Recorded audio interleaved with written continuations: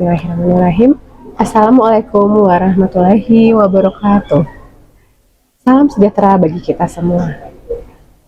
Baiklah, pada kesempatan kali ini, izinkan saya memperkenalkan diri terlebih dahulu.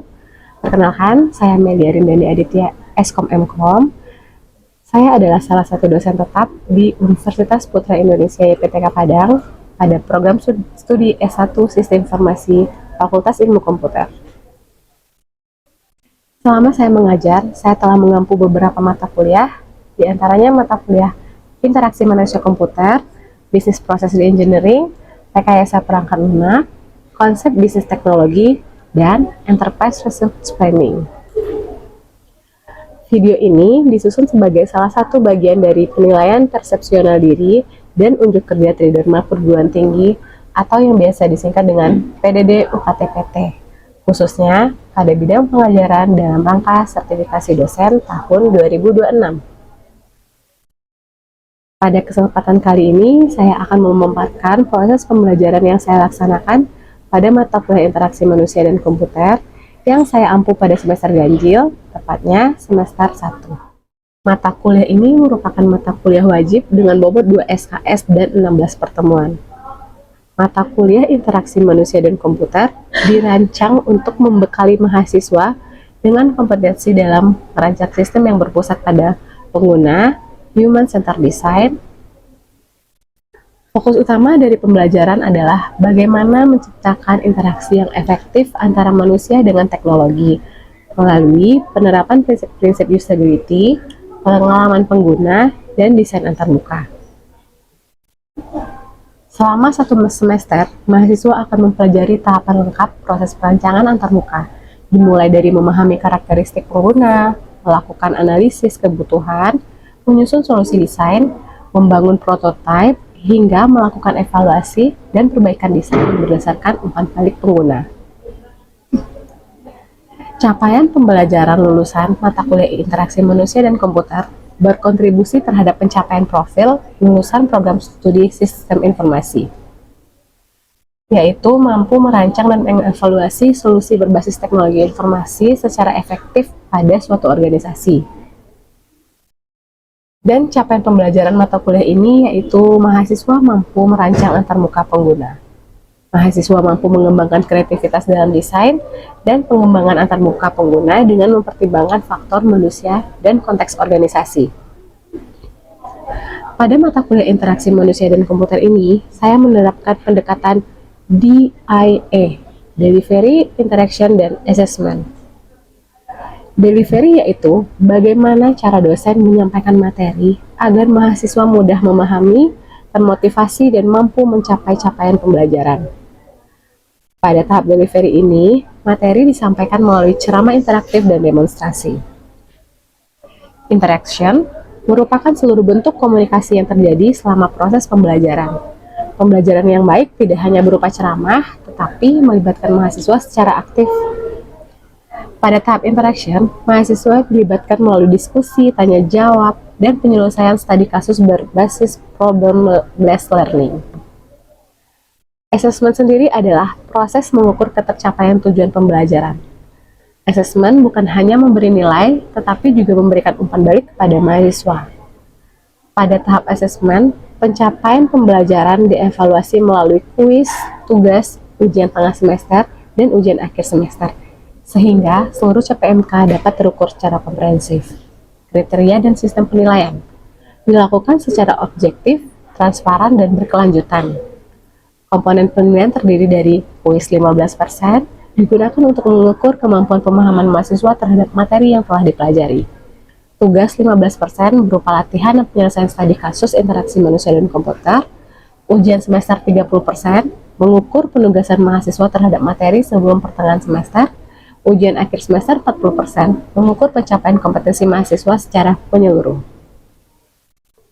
Selain aspek pengetahuan, saya juga memperhatikan keaktifan mahasiswa dalam diskusi karena sistem penilaian saya juga menggunakan poin harian agar mahasiswa lebih aktif lagi dalam perkuliahan. Kemampuan menyelesaikan kasus, kemampuan presentasi, kedisiplinan, dan etika akademik. Sebagai bentuk implementasi dari perencanaan pembelajaran telah dipaparkan berikut, saya tampilkan cuplikan kegiatan pembelajaran mata kuliah interaksi manusia dan komputer. Selamat menyaksikan. Assalamualaikum warahmatullahi wabarakatuh. Waalaikumsalam warahmatullahi wabarakatuh. Gimana kabarnya rekan-rekan? Sehat? Amin. Pada pertemuan kali ini kita masuk pertemuan kedua.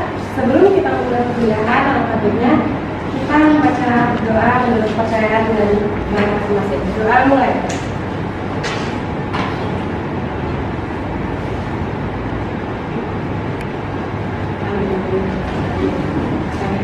Sebelumnya kita diterapkan dulu prinsip dasar dari kampus kita, yaitu prinsip dasar PPK.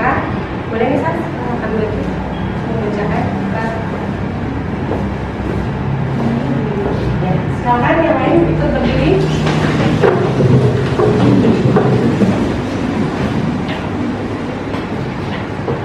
Prinsip dasar UPI YPTK. 12 prinsip dasar UPI YPTK. Kami Sivitas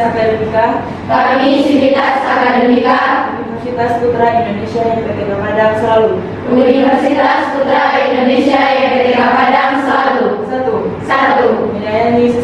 Menyayangi sesama. 2. 2. Berlaku jujur. 3. Bertanggung jawab. 4. Menegakkan disiplin. 5. 5. Berlaku adil. 6. Berkolaborasi dan bersatu. 7. Meningkatkan kreativitas. 8. Belajar dan berilmu. 9. Mencegah kemungkaran. 10. Menjaga kedamaian. 11. Syukuri nikmat.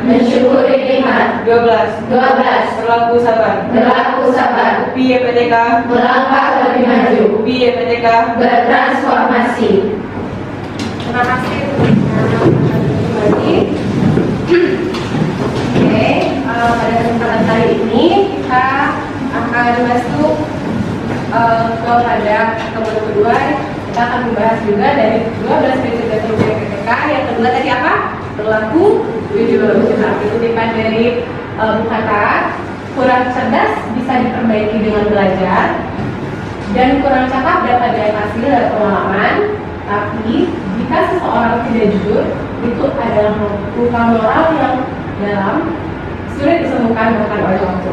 Jadi, Bu Hatta menegaskan bahwa kejujuran bukan sekedar sikap, tetapi juga fondasi hidup. Jadi, dari 12 prinsip dasar PPTK, kita harus menjadi anak yang jujur. Itu baik untuk kehidupan di kampus, kehidupan di luar kampus, kita harus berlaku jujur, karena itu adalah fondasi hidup yang paling utama. Oke, sedikit tadi motivasinya. Kita masuk ke capaian pembelajaran kita pada pertemuan 2.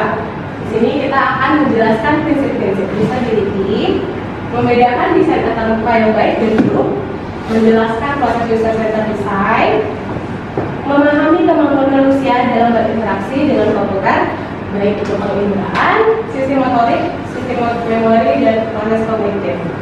Nah, oke, untuk pertemuan hari minggu lalu, siapa yang masih ingat atau kita akan review sedikit karena mata kuliah ini, pelajaran ini akan berkesinambungan dari pertemuan 1 dan pertemuan selanjutnya. Siapa yang bisa mengingat atau menjawab apa konsep dasar interaksi manusia dan komputer? Boleh bagaimana? Ada yang ingat? Silakan.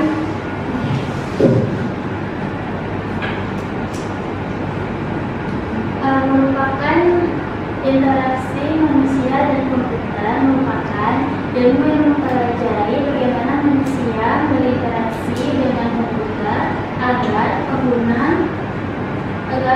sistem menjadi efektif, efisiensi, mudah dipelajari, mudah digunakan, dan memberikan kepuasan kepada pengguna. Oke, baik, terima kasih Bunda atas jawabannya. Benar sekali ya. Lalu ada ruang lingkup interaksi manusia dan komputer. Ada yang tahu apa saja ruang lingkupnya? Boleh ya, silakan. Ruang lingkupnya meliputi manusia, komputer, interaksi, lingkungan digunakan. Oke, ada apa tadi? Manusia, komputer, interaksi dan lingkungan pengguna. Nah, untuk komputer itu meliputi apa saja? Siapa kamu? Oke. Ruang lingkup komputer itu meliputi perangkat keras, perangkat lunak, sistem operasi, aplikasi, dan pengelolaan untuk. Oke. Jawabannya bagus ya, mengingat materi minggu lalu. Lalu, mengapa interaksi manusia dan komputer itu diperlukan?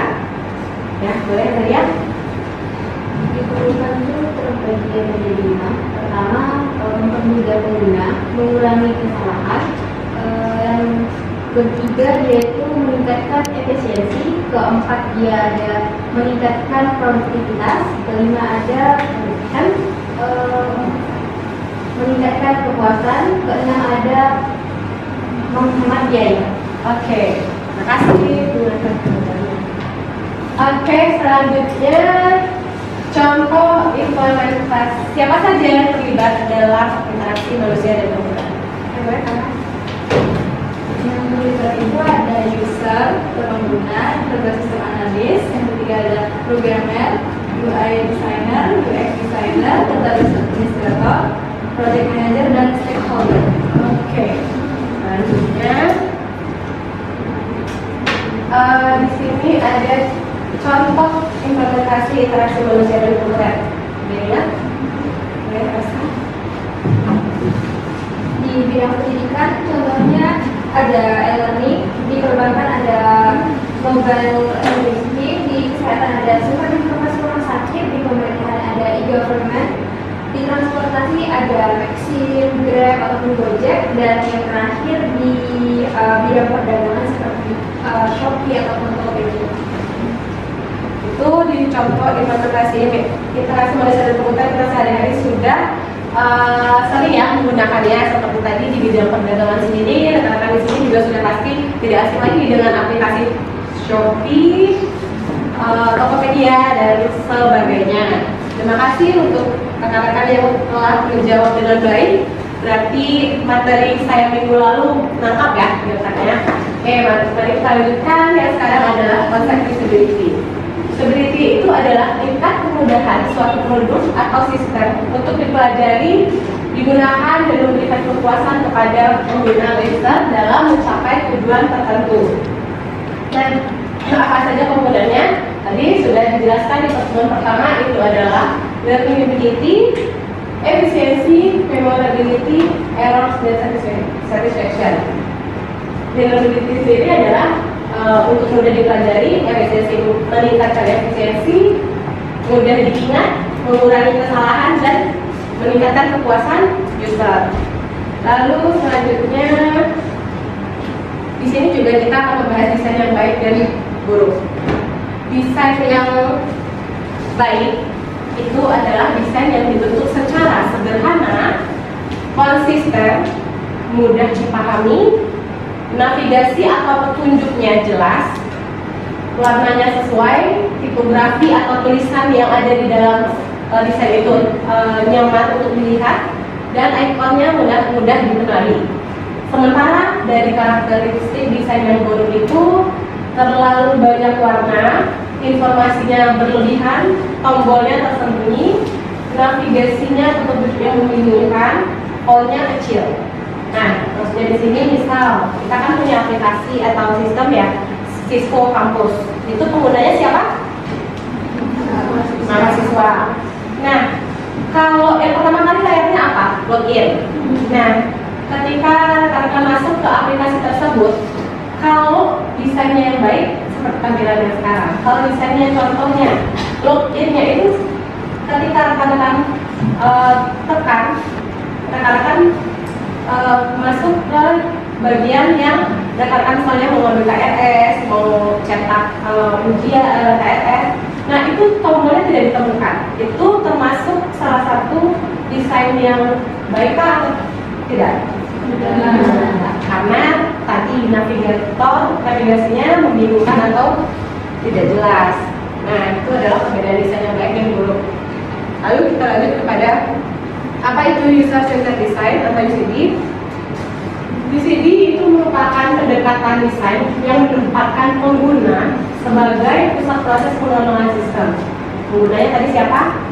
Kita, mahasiswa, dosen. Nah, kita sebagai pusat dari pengembangannya, ide pengembangannya itu seperti apa yang kita butuhkan. Nah, artinya bukan programmer yang menentukan desain, tetapi kebutuhan dari kita sebagai pengguna. Lalu lanjut, tahapannya ada, tahapan user centered design itu ada 5, di mana diantaranya adalah yang pertama itu adalah memahami pengguna. Memahami pengguna tadi adalah menentukan siapa penggunanya tadi. Misalnya website Cisco kampus dibuat untuk siapa. Nah, kebutuhannya apa? Misalnya mahasiswa, kebutuhannya cetak KRS, cek mata kuliah. Lalu bagaimana lingkungan penggunanya? Nah, kedua itu adalah menentukan kebutuhan, mengidentifikasikan tujuan pengguna dan tugas yang akan dilakukan. Yang ketiga itu membuat solusi desain. Di sini kita membuat wireframe, mockup, dan prototype. Lalu kita lanjut ke tahapan keempat, ada evaluasi desain, melakukan uji coba pengguna atau user testing, observasi dan wawancara. Nah, ini juga sangat diperlukan. Kenapa? Karena ketika 3 tadi sudah diterapkan, ketika melakukan uji coba ternyata tidak sesuai dengan kebutuhan pengguna. Lalu kita evaluasi melalui observasi dan wawancara, apakah pengguna atau mahasiswa atau user tadi memahami atau mengerti dari si sistem tersebut. Nah, lalu yang terakhir, perbaikan berulang atau maintenance-nya. Desain diperbaiki berdasarkan hasil evaluasi. Jika hasil tadi sudah sesuai, maka tidak perlu lagi untuk di-maintenance. Tapi jika ternyata di tengah perjalanan atau di tengah penyampaian ada yang tidak sesuai, yang tidak misalnya saya ternyata tidak bisa menyimpan KRS atau mencetak KRS, bagaimana? Nah, ternyata memang tidak ada navigasi itu, akhirnya di-review lagi, dievaluasi lagi, lalu kita baru dilakukan perbaikan berulang. Nah, itu adalah 5 tahapan dari user centered design. Sampai di sini ada pertanyaan dulu? Ada yang mau bertanya? Boleh? Boleh. Apa contoh desain yang memiliki usability yang baik? Bagus sekali pertanyaannya, Gilang. Terima kasih atas pertanyaannya. Nah, mungkin rekan di sini juga bingung ya, apa contohnya sih Bu yang mempunyai usability yang baik? Ada yang bisa memberikan contoh? Yang sering kita pakai dalam sehari-hari, bahkan untuk interaksi kita. Nanti kita kuliah di sini. Nah, apa yang bisa sering kita pakai?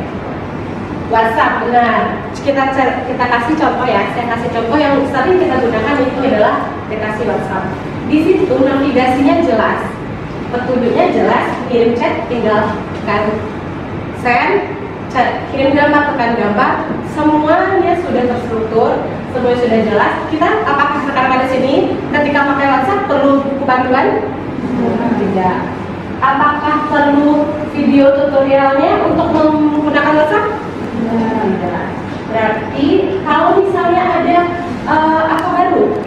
sistem baru di dalam WhatsApp, apakah rekan-rekan langsung bisa memakainya? Langsung bisa. Nah, itu adalah contoh usability yang baik, memenuhi dari prinsip-prinsip yang 5 tadi. Oke, itu sih pertanyaannya. Lalu kita masuk kepada kemampuan manusia dalam interaksi manusia dan komputer, meliputi penginderaan, sistem motorik, memori, dan proses kognitif. Di sini kemampuan manusianya pada penglihatan di mana? Ada lagi yang bisa melihat selain mata? Oke, sebentar ya, mata hati kita juga perlu dibuka ya kalau kita belajar. Dia masuk, terus penglihatan, kontras warna tinggi, ukuran huruf cukup. Lalu pendengaran, amplifikasi suara jelas namun tidak mengganggu. Ada tahu contohnya? Ya, boleh? Google Maps ya.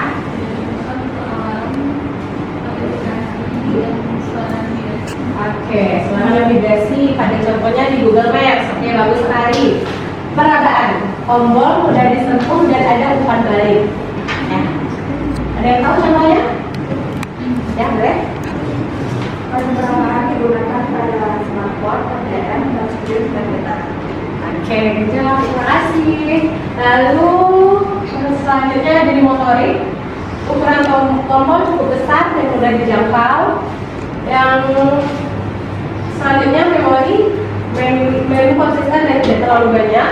Lalu kognitif, informasi sederhana, bahasa mudah dipahami. Ya. Oke, selanjutnya.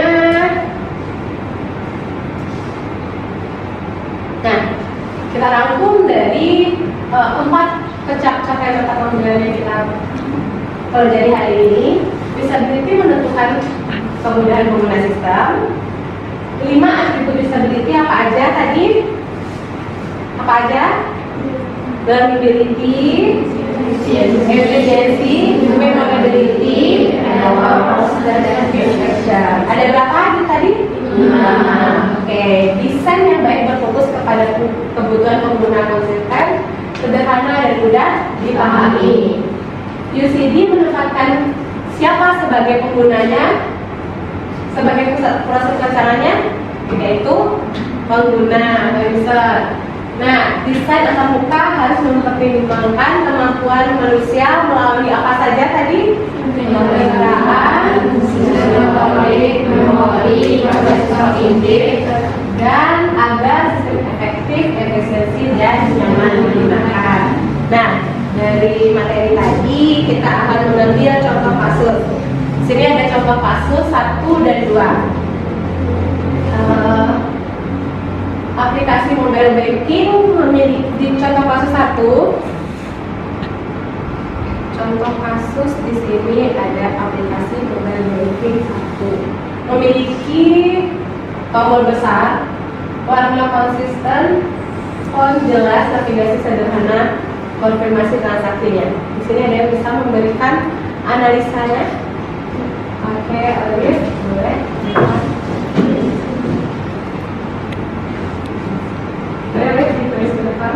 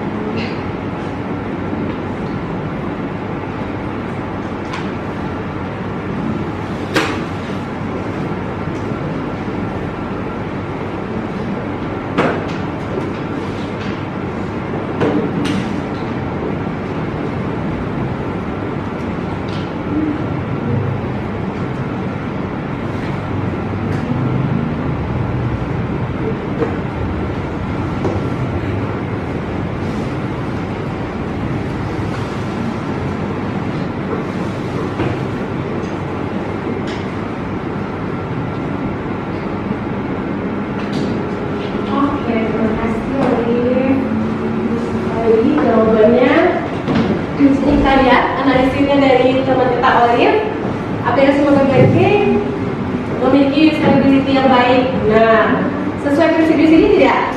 Sesuai ya. Fontnya jelas, fontnya konsisten, tombolnya besar. Oke, memperhatikan kemampuan manusia karena ada navigasi yang sederhana. Nah, meningkatkan kepuasan pengguna. Nah, dari analisa ini benar ya, makasih ya Olivia.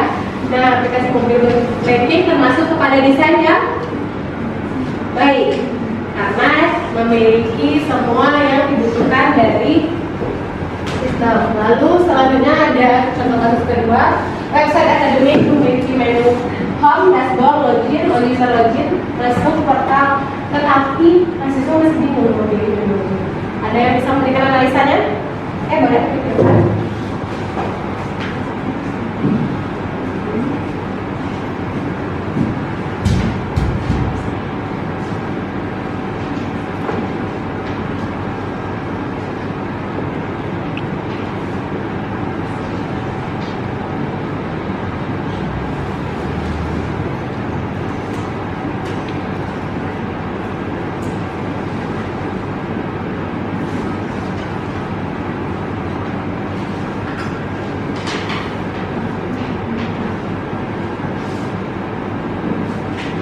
Oke, terima kasih.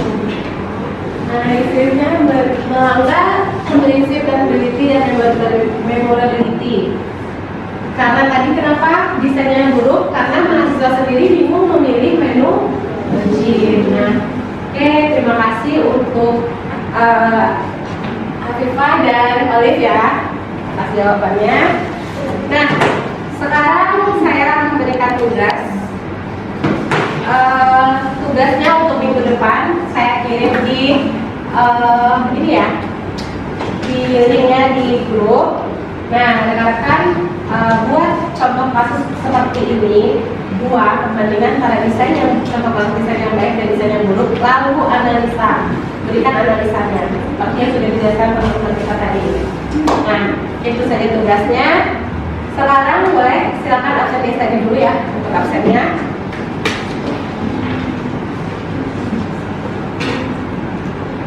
Oke, cukup. Mungkin itu saja pertemuan kita hari ini, pertemuan kita hari ini. Semoga ilmu yang saya berikan bermanfaat buat kita semua dan berkah juga. Kita bacakan alhamdulillah sama-sama.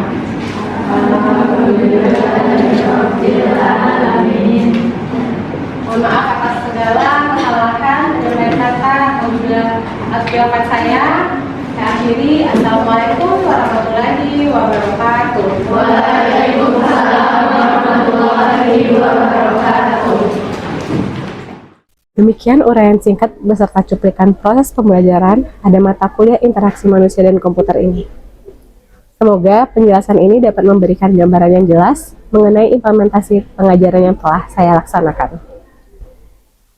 Saya menyampaikan apresiasi dan terima kasih yang sebesar-besarnya kepada tim penilai sertifikasi dosen tahun 2026, khususnya kepada Direktorat Sumber Daya Manusia Dirjen Dikti dan Distek, dan juga Kemendikbud Distek Dikti.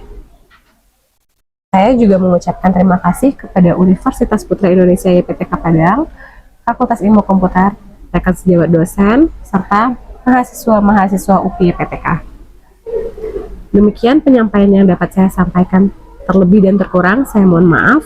Wabillahi taufiq wal hidayah. Wassalamualaikum warahmatullahi wabarakatuh.